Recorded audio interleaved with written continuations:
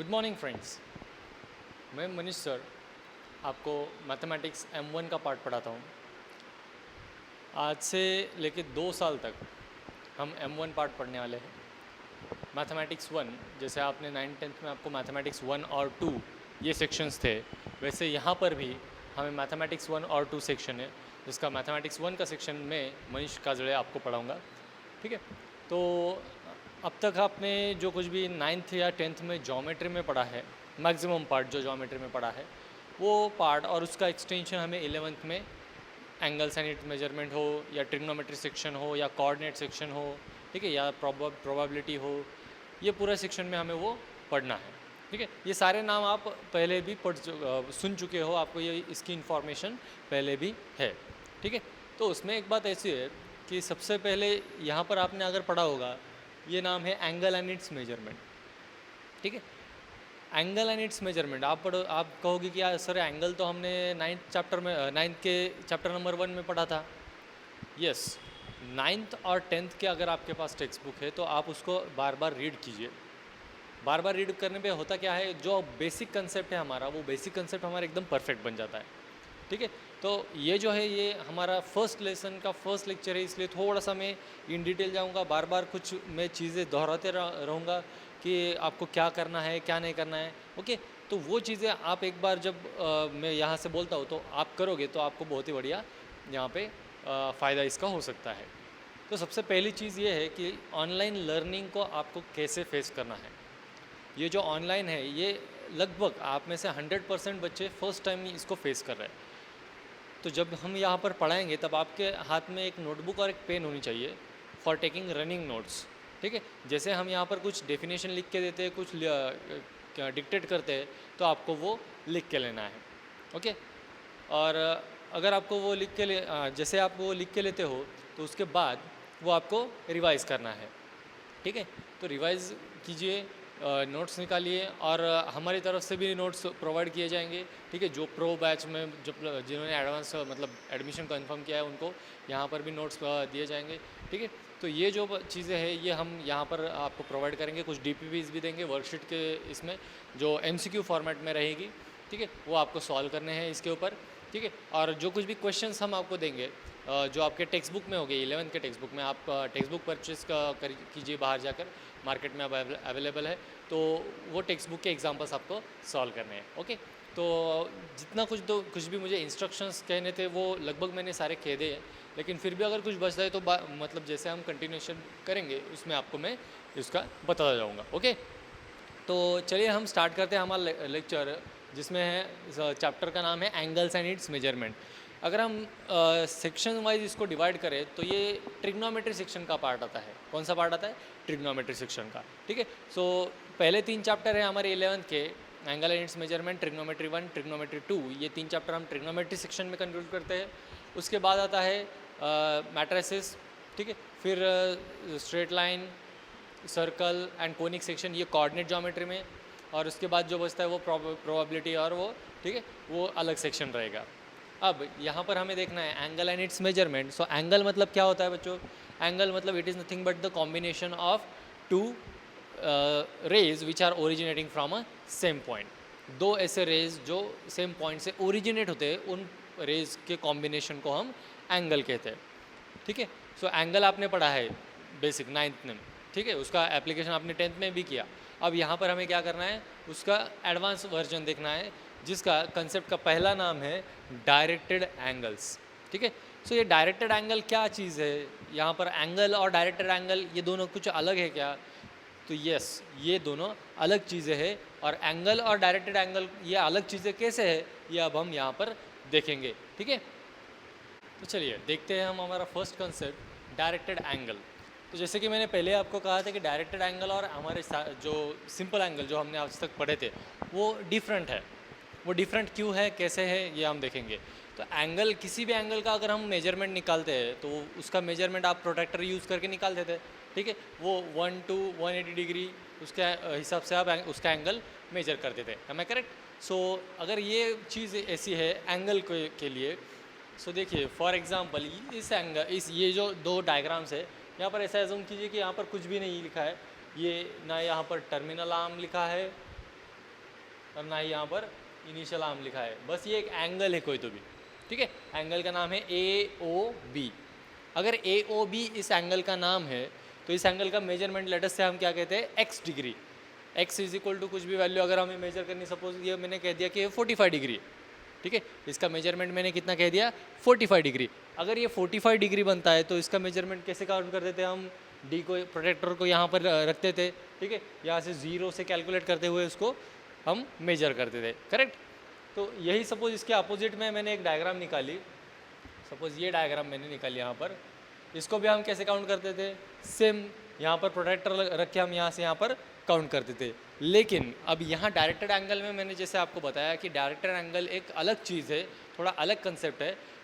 इसमें जैसे simple angle में ये एंगल का और ये एंगल का मेजरमेंट सेम हो सकता है, 45 डिग्री ये सेम हो सकता है। लेकिन अब डायरेक्टेड में जब हम उसका टर्मिनल और इनिशियल आर्म उसका डिफाइन करते हैं at that moment, eight that time, ये दोनों एंगल जो है वो दोनों एंगल अलग अलग बन जाएंगे अगर उसका इनिशियल आर्म और टर्मिनल आर्म अलग अलग हम डिफाइन करते हैं। तो वही ये दो डायग्राम्स में मैंने किया था, ठीक है। तो चलिए देखते हैं इसमें हमारा एग्जैक्टली ये टर्मिनल आर्म और इनिशियल आर्म ये क्या है, ठीक है। सो टर्मिनल, इनिशियल मतलब देखिए, इनिशियल मतलब क्या, फर्स्ट प्राइमरी स्टेज, ठीक है। सो एंड टर्मिनल मतलब फाइनल स्टेज। इनिशियल मतलब फर्स्ट, टर्मिनल मतलब लास्ट। ऐसा अगर हम काउंट करें तो यहाँ पर देखिए, यहाँ पर ये अगर हमारा इनिशियल आर्म है और ये अगर हमारा टर्मिनल आर्म है, तो इनिशियल आर्म और टर्मिनल आर्म जैसे first and last, first position to last position, ठीक है। So first to last stop, bus stop का, अगर किसी बस का अगर हम एग्जांपल ले तो बस फर्स्ट स्टॉप से निकलती है, लास्ट स्टॉप को जाती है, करेक्ट। वैसे ही यहाँ पर इनिशियल आर्म उसकी जगह से निकलता है और टर्मिनल आर्म तक जाता है, मतलब first stage to final stage, initial to terminal, ठीक है। सो इनिशियल टू टर्मिनल ये जब रोटेट होता है along this point O like this, तो इसका रोटेशन कौन सा मिला हमें, देखिए रोटेशन दो टाइप के होते हैं, एक होता है क्लॉकवाइज, रोटेशन दो टाइप के होते हैं, एक होता है क्लॉकवाइज, ठीक है। अगर हम यहाँ पर क्लॉक निकालते हैं, ये 12 वगैरह ये सब नंबर्स यहाँ पर ऐसे, क्लॉकवाइज मतलब घड़ी के कांटों के अनुसार वो अगर घूम रहा है, ये देखो ये कैसे घूम रहा है, घड़ी के कांटों के अनुसार घूम रहा है या उसके उल्टा, देखिए यहाँ पर ये ऐसे घूम रहा है, करेक्ट। सो ऐसा मतलब हो गया एंटी क्लॉकवाइज। तो ये क्लॉकवाइज और एंटी क्लॉकवाइज अगर हम देखें रोटेशन, तो इसका ये एंटी क्लॉकवाइज रोटेशन है। और same as in this diagram, ये इनिशियल आर्म है हमारा और ये इनिशियल आर्म टर्मिनल की आर्म की पोजीशन लेने के लिए क्लॉकवाइज रोटेट हो रहा है, ठीक है। ये रोटेट हो रहा है एंटी क्लॉकवाइज, ये रोटेट हो रहा है क्लॉकवाइज। दो टाइप के रोटेशन है और इसी टाइप के रोटेशन पे हमारा साइन कन्वेंशन, अगला जो कंसेप्ट है इसके वो होने वाला है, ठीक है। इस बार इस कंसेप्ट में यहाँ तक इतना ही याद रखो कि दो टाइप के रोटेशन होते हैं, एक होता है क्लॉकवाइज, दूसरा होता है एंटी क्लॉकवाइज।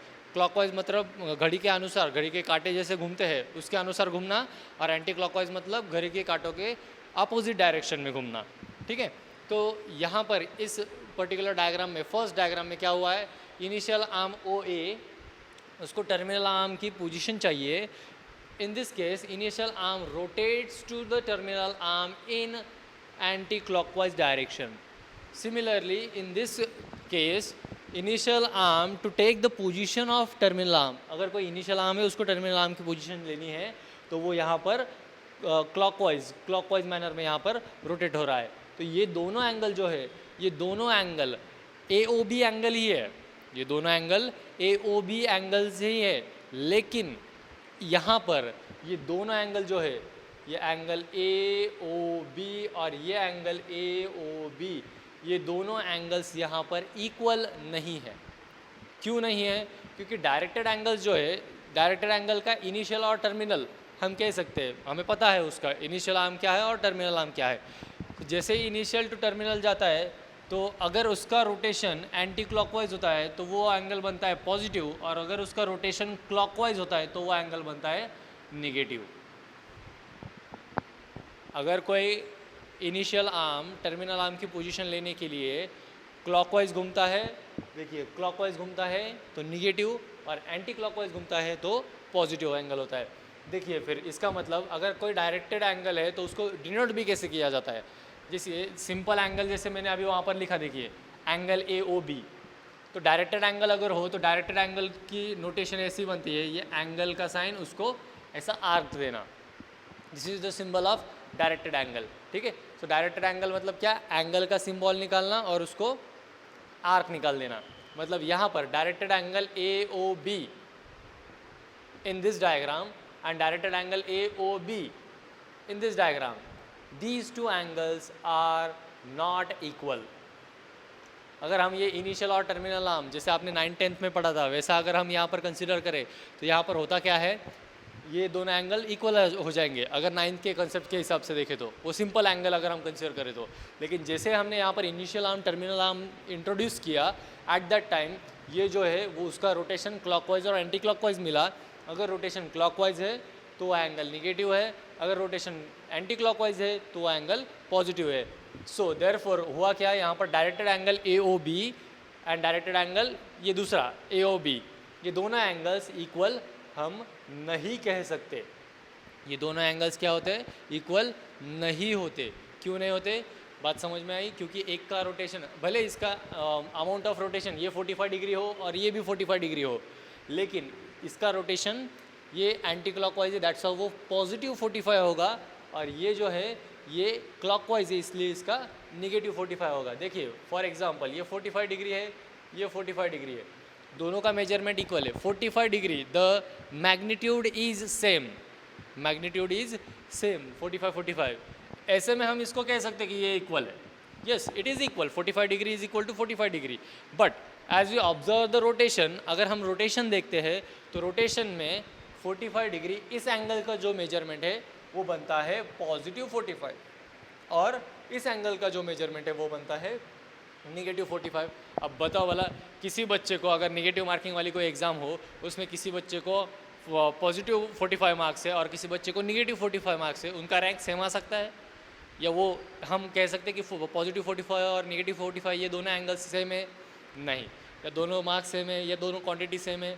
नहीं कह सकते। जैसे फॉर एग्जांपल अगर हम कहें कि टेम्परेचर हम मेजर करते हैं, ठीक है, अगर हम सपोज अरब कंट्रीज़ में जाए तो वहाँ पर 40 डिग्री यहाँ पर हम टेम्परेचर अगर मेजर करें, ठीक है, और वही अगर सियाचिन वगैरह ये जो हमारा हिमालय का पार्ट है वहाँ पर कई जगह पे तो -40 डिग्री भी टेम्परेचर होता है। तो ये 40 डिग्री अरब कंट्रीज़ वाला और -40 डिग्री हमारे सियाचिन वाला, ये दोनों एग्जांपल्स में ये होता क्या है, टेम्परेचर दोनों में 40 डिग्री ही है, लेकिन वो दोनों टेम्परेचर में कुछ सिमिलरिटीज़ है? नहीं, दोनों एक्सट्रीमिटीज़ है। एक 40 डिग्री है जिसमें बहुत धूप है, दूसरा -40 डिग्री है जहाँ पर बहुत ठंड है। ठीक है, सो आपको एग्जाम्पल देखिए ये आप समझ में आ चुका होगा कि पॉजिटिव और नेगेटिव क्वांटिटीज़ इक्वल नहीं होते। सो वैसे ही ये पॉजिटिव 45 डिग्री और नेगेटिव 45 डिग्री ये दोनों क्वांटिटीज़ इक्वल नहीं होंगे। ठीक है, so positive 45 and negative 45 these two quantities are not equal to each other, therefore these two angles, भले वो दिखने में एक जैसे दिख रहे हो लेकिन वो एंगल्स इक्वल नहीं होते क्योंकि वो डायरेक्टेड एंगल्स है। अब इसका कंक्लूजन क्या निकलता है जो मैंने आपको अब तक बताया, तो उसकी डेफिनेशन देखिए, डायरेक्टेड एंगल की डेफिनेशन क्या है। देखिए लेट अस से रे ओ ए, दोनों डायग्राम में देखिए ये रे ओ ए एंड ये ray O A rotate around the point O, ये ओ पॉइंट पे वो दोनों रोटेट हो रहे हैं to get the position of O B, to get the position of terminal arm OB. Then the directed angle AOB, directed angle AOB, here also AOB is ordered pair of rays OA and OB. Ordered pair मतलब जो initial है उसका नाम पहले आता है और जो टर्मिनल है उसका नाम आखिरी में आता है। ऑर्डर्ड पेयर, ऑर्डर्ड पेयर मतलब उसकी एक ऑर्डर फिक्स है। जैसे इनिशियल आर्म से वो निकला तो इनिशियल आर्म पहले आएगा, टर्मिनल आर्म को पहुंचा तो टर्मिनल आर्म एंड में आएगा। सो ये इनिशियल टू टर्मिनल ये हमारा बनता है। ओके, तो यहाँ पर आया word ordered pair of rays O A and O B together, एक साथ, ठीक है, together with the amount of rotation of rays O A need to take the position of ray O B. मतलब क्या हुआ यहाँ पर, रे ओ ए और ओ बी इसकी डायरेक्टेड पेयर, डायरेक्टेड इसका pairing with the amount of rotation of initial, मतलब ओ ए को ओ बी की पोजीशन लेने के लिए कितना amount of rotation angle rotate होना पड़ा, तो वो एंगल और इनकी ऑर्डर्ड पेयर मिला के जो कॉम्बिनेशन फॉर्म होता है that is called as directed angle. ठीक है, that is called as directed angles. ठीक है, आपको अगर ये कंसेप्ट समझ में आ गया है तो हम इसके आगे वाला कंसेप्ट अब पढ़ते हैं। ठीक है, अब जैसे कि मैंने कहा था कि आप रनिंग नोट्स निकालो, जैसे मैंने ये डिक्टेट किया यहाँ पर कि ये क्या होता है डायरेक्टेड एंगल, तो वैसे आपने ये लिख लेना है। ठीक है, चलिए अब हम नेक्स्ट कंसेप्ट देखते हैं हमारा। चलिए देखते हैं नेक्स्ट कंसेप्ट का नाम है types of angles. Types of angles में वैसे तो हमें types of angles acute angle, obtuse angle वगैरह ये सब पता था, उतना डिटेलिंग में हम नहीं जाएंगे, लेकिन यहाँ पर जो मेन हमें चाहिए वो है ये 9 टाइप्स एंगल्स के, जहाँ पर सबसे पहला आएगा ज़ीरो एंगल, दूसरा है whole angle, straight angle, right angle, angles of any measure, angles in standard position, angles in quadrant, quadrantal angle और कोटर्मिनल एंगल। ये 9 टाइप्स हमें पढ़ने हैं यहाँ पर। ठीक है, सो जिसमें का फर्स्ट है ज़ीरो एंगल। ज़ीरो एंगल मतलब क्या, देखिए for any directed angle A O B, कोई भी एक डायरेक्टेड एंगल ले लो A O B, for any directed angle A O B, the rays O A and O B, ये देखिए रे ओ ए और रे ओ बी मैंने निकाला यहाँ पर, दोनों की क्या है पोजीशन सेम है, एक ही पोजीशन है, पोजीशन पर है ओ ए और रे ओ बी। ठीक है, सो एट दिस मोमेंट या इस पर्टिकुलर एंगल में होता क्या है, the rays O A and O B having same position, that means the amount of rotation is zero. देखिए यहाँ पर कोई अमाउंट ऑफ रोटेशन है ही नहीं। ठीक है, मिस्टेक मत कीजिए क्योंकि इसके आगे वाला जो एंगल है उसकी डायग्राम भी लगभग ऐसी ही आएगी। ठीक है, the amount of rotation is zero, अगर अमाउंट ऑफ रोटेशन ज़ीरो है in that case the angle is called as zero angle. वो एंगल कौन सा एंगल कहलाता है, ज़ीरो एंगल। ओके, अगर रोटेशन ही नहीं है तो एंगल ज़ीरो कहलाता है। अब इसमें ही थोड़ा एडवांस जो है वो ये होल एंगल होता है। इसमें देखिए होल एंगल का मतलब whole angle, complete angle, one complete rotation, ये सारे जो कंसेप्ट है इन सब का मिलाकर जो कुछ भी मिलता है वो पूरा ये होल एंगल है। ठीक है, और ये होल एंगल या कंप्लीट रोटेशन, ये क्वांटिटी या ये जो कुछ भी वर्ड्स है, ये वर्ड्स आपको फिजिक्स में यूज़ होने हैं, रोटेशनल मोशन, सर्कुलर मोशन में। ठीक है, 1 complete rotation, 2 complete rotation, 3 complete rotation, ऐसे वर्ड्स। ठीक है, सो फिलहाल हम देखने जा रहे हैं हमारा एंगल नंबर 2, होल एंगल। ठीक है, अब होल एंगल मतलब क्या है, देखिए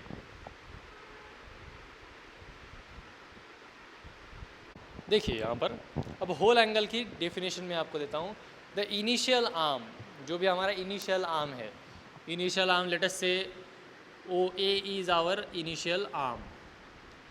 when initial arm regain its position, उसकी पोजीशन रीगेन करता है, रीगेन मतलब रिपीटेडली उसी के पोजीशन पर आता है, रीगेन इट्स पोजीशन। ठीक है,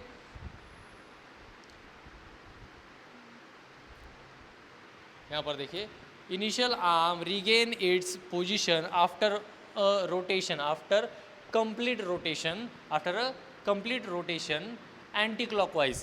देखिए व्हेन इनिशियल आर्म, ये रे ओ ए को हमने इनिशियल आर्म कंसिडर किया, in this case when anti-clockwise rotating, when OA is anti-clockwise rotating and completing one complete rotation, एक complete rotation वो अगर complete करता है, in that case होता क्या है, यहाँ पर ये उसके इनिशियल आर्म और टर्मिनल आर्म अगर हम देखें तो उसने क्या किया, रीगेन इट्स पोजीशन, मतलब initial arm coincides with its initial position.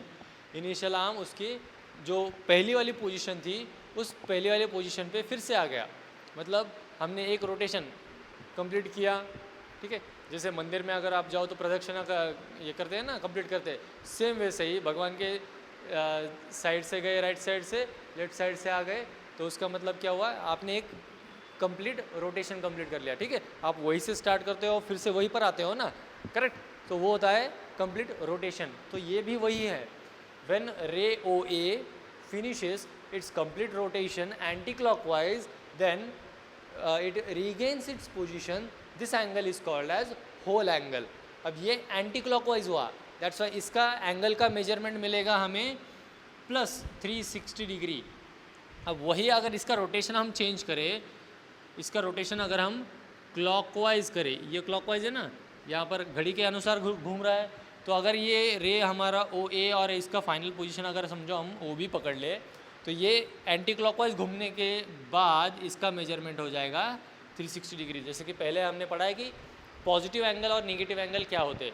अगर ये एंटी क्लॉकवाइज घूम रहा है तो वो पॉजिटिव 360 डिग्री होगा, अगर ये क्लॉकवाइज घूम रहा है तो वो नेगेटिव 360 डिग्री होगा। ठीक है, तो आपको होल एंगल समझ में आ गया है। चलिए नेक्स्ट एंगल देखते हैं हमारा।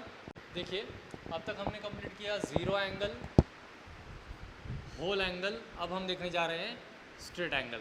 तो स्ट्रेट एंगल में एग्जैक्टली क्या है देखिए, तो straight angle means for any directed angle. अब यहाँ पर जो भी होगा वो पूरा डायरेक्टेड एंगल ही होगा, तो बार बार मैं यहाँ पर मेंशन नहीं करूँगी फॉर एनी डायरेक्टेड एंगल। हमें याद रखना है ये सारे टाइप्स किसके हैं, फॉर डायरेक्टेड एंगल्स। ये सारे टाइप्स किसके अभी, डायरेक्टेड एंगल। यहाँ पर अब हम एंगल कंसिडर करना मतलब वो डायरेक्टेड एंगल ही है। जितने बार हम एंगल वर्ड यूज़ करेंगे वो डायरेक्टेड एंगल ही होगा अब। ठीक है, यहाँ से आगे याद रखो कि any angle, when we mention any angle then that angle must be directed angle. वो एंगल कौन सा होने वाला है, डायरेक्टेड एंगल। ओके, सो अगर मैंने कभी एंगल भी वर्ड यूज़ किया तो उसका मतलब भी डायरेक्टेड एंगल है, अगर डायरेक्टेड एंगल यूज़ किया तो उसका मतलब तो डायरेक्टेड एंगल ही बन जाएगा। ओके, सो आप उतने तो होशियार हो ही। ठीक है, तो देखिए यहाँ पर, so any for any directed angle A O B when initial arm that is ray O A, initial arm ray O A and terminal arm ray O B, रे ओ बी, ये जो है ये दोनों आर्म्स जब opposite raise के combination में आते हैं, at that time the angle which is so form that angle is called as straight angle. ठीक है, इसी एंगल को हम कहते हैं स्ट्रेट एंगल। अब इसका रोटेशन देखिए, अगर आप इसको क्लॉकवाइज या एंटी क्लॉकवाइज किसी भी मैनर में कंसिडर कीजिए। अब फिलहाल मैंने इसको एंटी क्लॉकवाइज किया क्योंकि पॉजिटिव क्वांटिटी पहले हम कंसिडर करते हैं, तो पॉजिटिव क्वांटिटी के लिए एंटी क्लॉकवाइज रोटेशन चाहिए। सो अगर ये ए ओ बी ओ ए, इस इनिशियल आर्म का रोटेशन अगर हम एंटी क्लॉकवाइज कंसिडर करते हैं तो इस एंगल का मेजरमेंट बनेगा पॉजिटिव 180 डिग्री। और अगर इसमें हम क्लॉकवाइज उसका रोटेशन कंसिडर करते हैं तो क्लॉकवाइज का रोटेशन क्या होता है, निगेटिव 180 डिग्री, क्योंकि हमें पता है अपोजिट रेज अगर कोई है तो उसमें जो एंगल होता है वो एंगल बनता है 180 डिग्री वाला एंगल, और 180 डिग्री वाला एंगल जो कुछ भी फॉर्म हो रहा है that is called as straight angle. समझ में आई ये बात? स्ट्रेट एंगल मतलब क्या, एकदम ईजी है, आप देख चुके हो ऑलरेडी इसको। ठीक है, सो स्ट्रेट एंगल के बाद हम हमारा नेक्स्ट देखेंगे राइट एंगल। राइट एंगल में कुछ अलग से बताने की ज़रूरत है। Right angle is the angle when initial arm rotating anti-clockwise to get the position of terminal arm, when the rotation is 90 degree, that angle is called as right angle। तो देखिए यहाँ पर मैं यहीं पर conclude कर देता हूँ right angle। What is right angle then? When initial arm for any directed angle AOB, when initial arm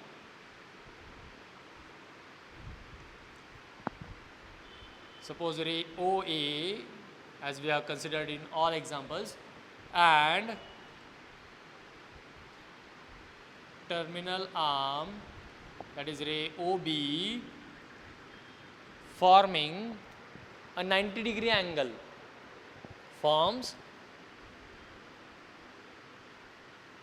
an angle of measurement, an angle of 90 degree, then that angle is called as right angle. देखिए उसकी diagram भी यहाँ पर मैं निकालता हूँ। अब यहाँ पर हम राइट एंगल की डायग्राम निकाल रहे हैं। देखिए ये है हमारा रे ओ ए, ठीक है, ये है हमारा रे ओ ए। अब इस रे ओ ए ने क्या किया, 90 डिग्री का रोटेशन कंप्लीट करके यहाँ पर ये पोजीशन पर वो आ गया। ठीक है, ये ए ओ बी, ये रोटेशन कितना हुआ, ये 90 डिग्री। ठीक है, अब 90 डिग्री मतलब राइट एंगल को हम कैसे डिनोट करते हैं, यहाँ पर ऐसा स्क्वायर बॉक्स करके। ठीक है, तो देखिए ये हो गया रोटेशन 90 डिग्री, रोटेशन 90 डिग्री मतलब वो बन गया राइट एंगल। ओके, समझ में आया ये दो एंगल्स। अब हमने क्या कंप्लीट किया, हमारा फोर्थ टाइप हमने कंक्लूड किया यहाँ पर, the part is of right angle. Okay, तो चलिए हम अब नेक्स्ट हमारा पार्ट देखते हैं। The next part is